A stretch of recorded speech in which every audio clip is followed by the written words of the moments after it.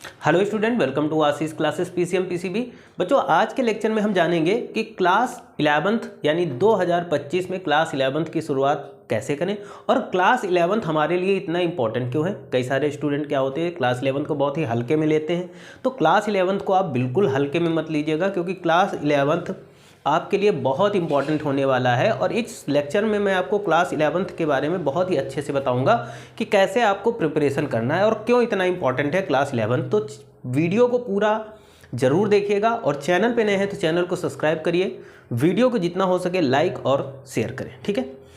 तो बच्चों, अगर हम बात करते हैं, जैसा कि आप सभी के बोर्ड एग्ज़ाम क्लास 10th के लगभग ख़त्म हो चुके हैं, सभी के बोर्ड एग्ज़ाम कंप्लीट हो गए हैं। अब आप पहुँच चुके हैं क्लास 11th में, ठीक है। तो क्लास 11th की तैयारी आपको वैसे ही करना है जैसे आप बोर्ड एग्ज़ाम क्लास 12th की करेंगे और क्लास 10th बोर्ड एग्ज़ाम में कर चुके हैं। मतलब इसको हल्के में नहीं लेंगे। क्लास 11th बहुत ही ज़्यादा इम्पॉर्टेंट है, ठीक है, बहुत ही ज़्यादा इम्पॉर्टेंट है। देखो, बहुत सारे बच्चे क्लास 11th को हल्के में ले लेते हैं कि भाई अब तो 10th हो गया है, तो 10th हो गया, आराम से 2-3 महीने क्या करेंगे, हम आराम से एंजॉय करेंगे और उसके बाद में कहीं देखा जाएगा, क्योंकि बोर्ड तो है नहीं। तो इतना हल्के में आप बिल्कुल मत लीजिएगा, है ना। बहुत इंपॉर्टेंट है क्लास 11th।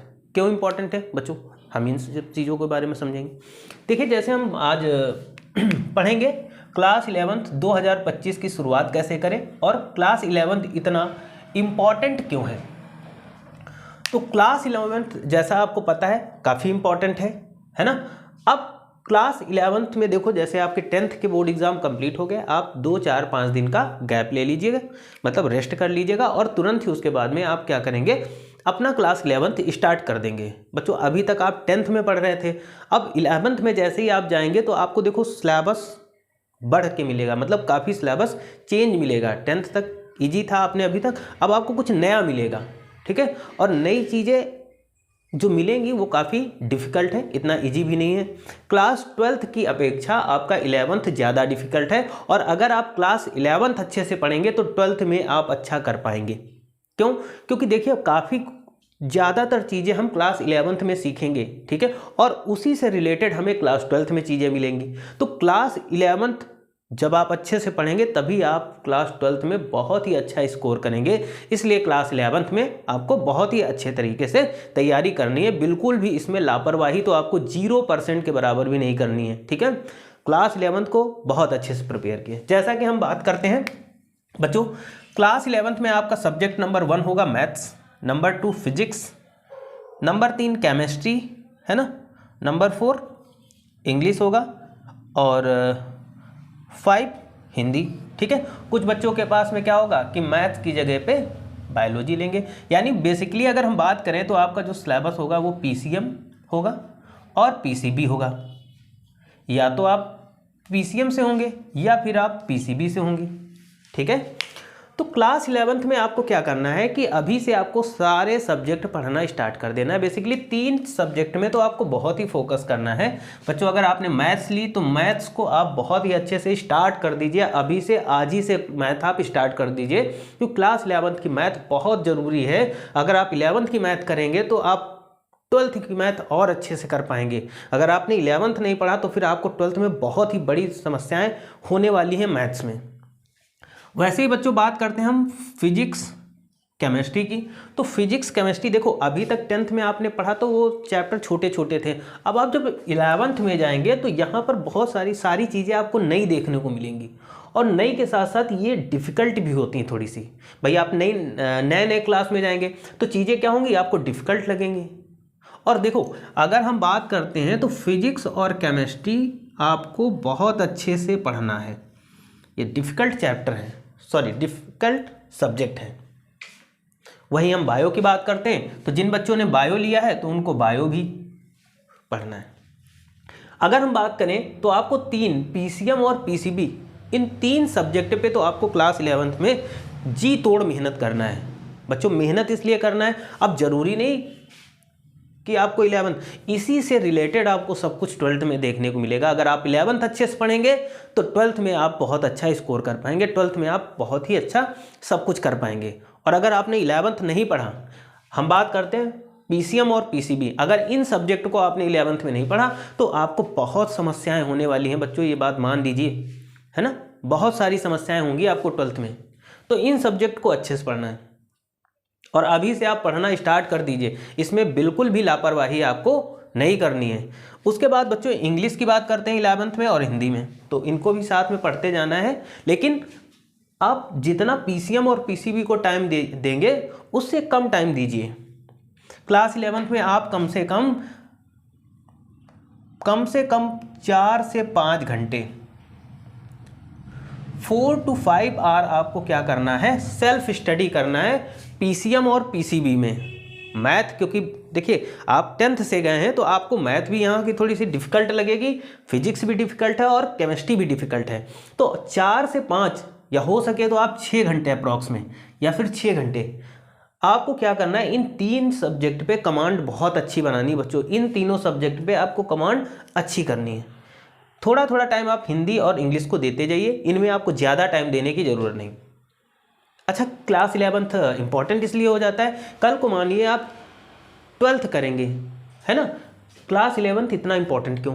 तो इम्पॉर्टेंट बच्चों इसलिए है कि जब आप 12th पास करके मान लीजिए कि आप नीट की तैयारी करेंगे, अगर आप डॉक्टर बनेंगे नीट की या फिर जेई की, है ना, आप अगर आईआईटी वगैरह में जाना चाहते हैं, बीटेक करना चाहते हैं अच्छी जगह से, एमबीबीएस करना चाहते हैं, तो बच्चों चाहे वो नीट का एग्ज़ाम हो चाहे वो जेई का एग्ज़ाम हो या बड़े बड़े जो भी एग्ज़ाम्स हमारे आते हैं, तो उन सभी में क्या होता है कि आपका 11th एंड 12th दोनों का सिलेबस पूछा जाता है। अब बात समझ में आई होगी कि क्यों इंपॉर्टेंट है इतना, है ना, बहुत इंपॉर्टेंट है, क्योंकि जितने भी आप बड़े एग्जाम, मान लो आप जेई देंगे, आप चाहते हैं कि आपका आईआईटी में सिलेक्शन हो।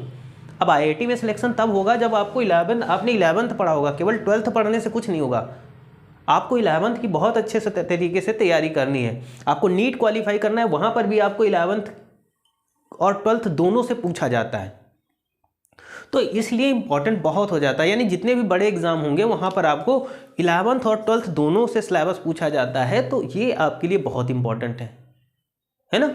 तो ये आपको कितना तैयारी करना है। दूसरी चीज़ बच्चों, आपको क्या करना है, एनसीईआरटी, ठीक है, आपको क्या करना है कि भैया क्लास 11th में एनसीईआरटी को नहीं छोड़ना है।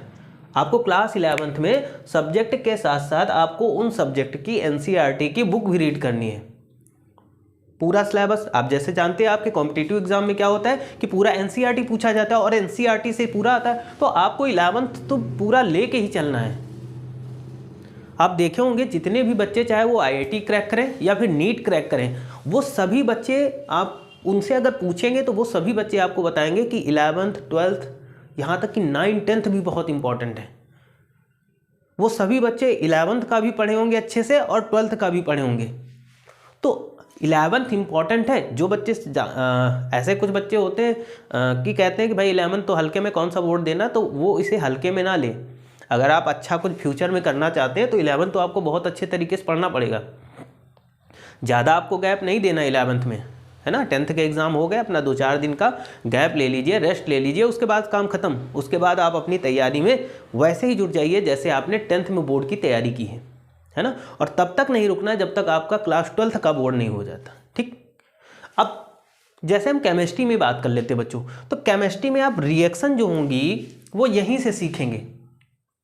ऑर्गेनिक केमिस्ट्री में यहीं से आप सीखेंगे, और जब यहाँ से आपको नॉलेज हो जाएगा तो आपको 12th में सारी चीज़ें आपको थोड़ा सा इजी लगेंगी, है ना। चाहे वो बायो हो, मैथ हो, फिजिक्स हो, सभी सब्जेक्ट को आपको बहुत अच्छे से पढ़ना है। कॉम्पिटिटिव एग्जाम में जैसा कि मैंने बताया कि सभी फर्स्ट ईयर और यानी 11th और 12th दोनों से पूछा जाता है, तो 11th आपको पढ़ना है। एक अच्छा बच्चा क्या करता है कि 11th को भी अच्छे से पढ़ता है और 12th को भी अच्छे से पढ़ता है, क्योंकि उसे पता है कि सिलेबस पूरा पूछा जाता है हमारे कॉम्पिटिटिव एग्जाम में।